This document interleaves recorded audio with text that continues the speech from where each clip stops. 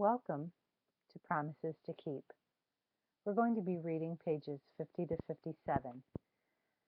It'll take us more than the 15 minutes that we're allowed, so this will be part one. Let's start out with a civil rights champion. Make sure you have your book open and in front of you, and that you are following along while I'm reading, and reading it to yourself as we go, not just listening. A civil rights champion. After the 1956 baseball season, it was clear that things had changed. Branch Rickey had left the Dodgers, and at age 37, Dad had passed his peak playing days. On December 13, 1956, the Brooklyn Dodgers announced that my father had been traded to their rival, the New York Giants. Dad played along with the news of the trade, saying he'd give the Giants all that he had to give. The truth was, my father was aware that his baseball playing days were almost over. In anticipation of his retirement, he was investigating other opportunities.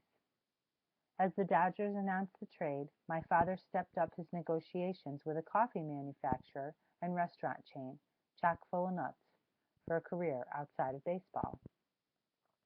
News of the trade sent baseball fans into an uproar. Angry letters poured into the Dodgers' offices and into our home. The trade hit us hard, too. Dad had wanted to retire as a Brooklyn Dodger. He was angry that the team to which he'd been loyal hadn't even bothered to consult him on their plans to trade him. Without letting on that he intended to retire rather than accept the trade, Dad's agent made a deal with Look magazine. They got the exclusive rights to print my father's retirement story. In the January 1957 issue of Look, Dad announced his retirement from baseball. The Giants tried to get my father to change his mind by offering him more money. Dad turned them down. He accepted a job with Chock full of nuts in New York City. At home, we celebrated the news. Major League Baseball players spend 9 months of the year traveling, and we knew that if Dad retired, he'd be home with us more. So as Dad prepared for life as a commuter, we imagined having him at home most nights in time for dinner. We liked the idea. Take a look back on page 50 at the photograph and read the caption with me. I was the middle child between two brothers, David, left, and Jackie, right. This picture was taken for Look magazine in 1956. We were 4, 6, and 10 at the time. And then on page 51, let's look over at the top right. We were glad Dad wasn't going to be on the road so much and would be around for things like trips to the candy shop. Sounds like fun. And at the bottom, Dad's competitiveness was matched by our own when we challenged him to a game of Monopoly. Just like we play today. Looks like the game board is a little different though. Let's flip the page. On the top of page 52. Dad exchanged his Dodgers uniform for a corporate suit and tie in the winter of 1957. He became vice president of personnel for Chock full of nuts. Like lots of other fathers in Stanford, Dad left home each morning at 8 and returned home most nights by 6.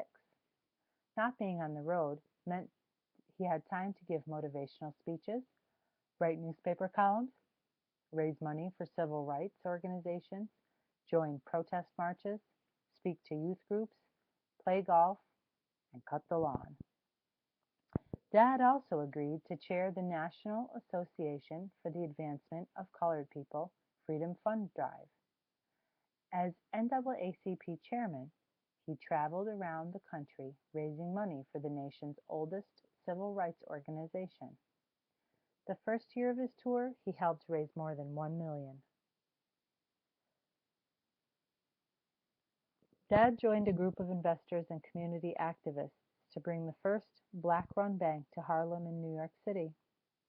They felt that a majority-owned and operated bank was the only way to help rebuild Harlem's predominantly black community.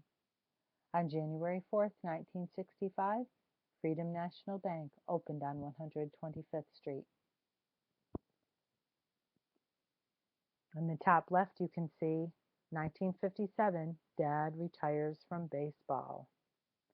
And at the bottom, it says, on special days, Dad took me with him to New York City. Our first stop was always his office at Chock full of Nuts. And then on page 53, if you take a look, boys and girls, we have 4 different photographs that take up the whole page. Take a look at those 4 different photographs.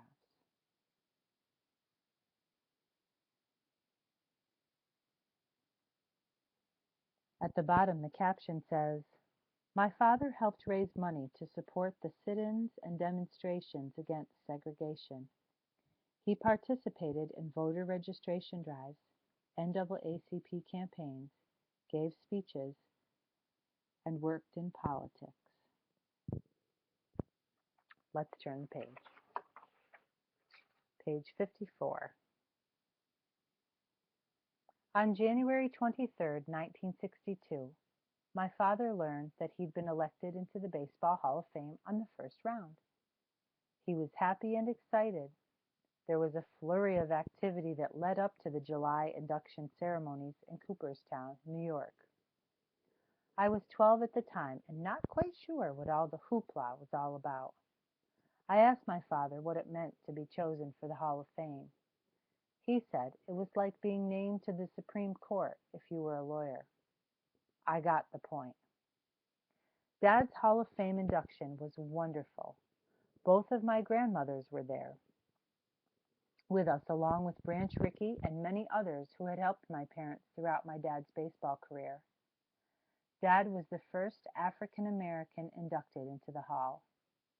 When he was presented with his plaque, he spoke with such pride. I was so happy to be part of this big day. The following year, we hosted the first of many jazz concerts at our home to raise money for the civil rights movement. The 1963 concert was a fundraiser for Dr. Martin Luther King Jr.'s organization, the Southern Christian Leadership Committee, SCLC. Let's take a look at the photographs and read the captions. Going back over to page 54, it says July 23rd, 1962, and we're over here on the left-hand side. My father is inducted into the Baseball Hall of Fame, which honors some of the sport's greatest players. My mother, as always, is by his side.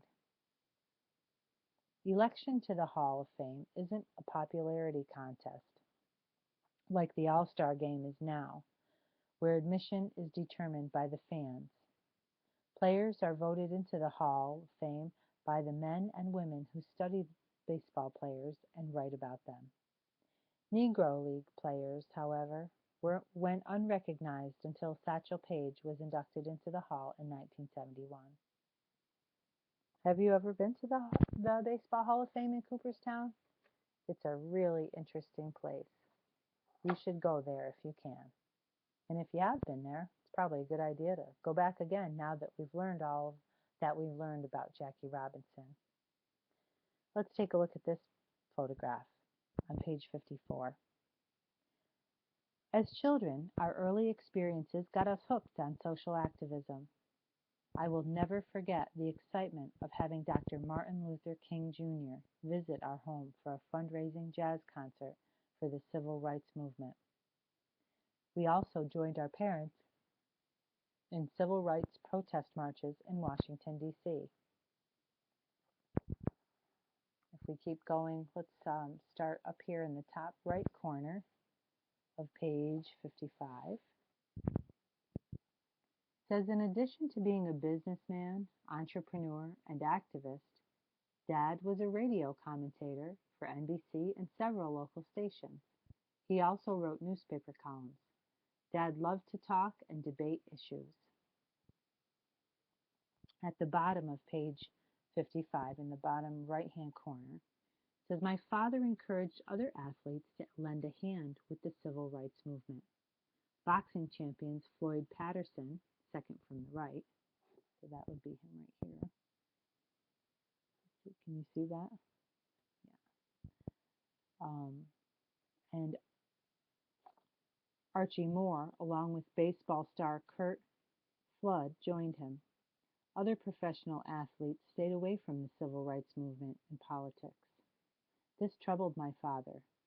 He once asked, "Is there a medal anywhere which is worth a man's dignity?" So Jackie can't quite understand why someone wouldn't want to get involved in helping others achieve equal rights. And then the last photograph, closer to the center, it says in 1964, my father left chock full of nuts to campaign for New York's Governor Nelson Rockefeller, who was running for president. Boys and girls, we're going to stop here for now. Um, Please join me for part 2, in which we will read pages 56 and 57. Thank you for listening, and again, be sure to look for part 2.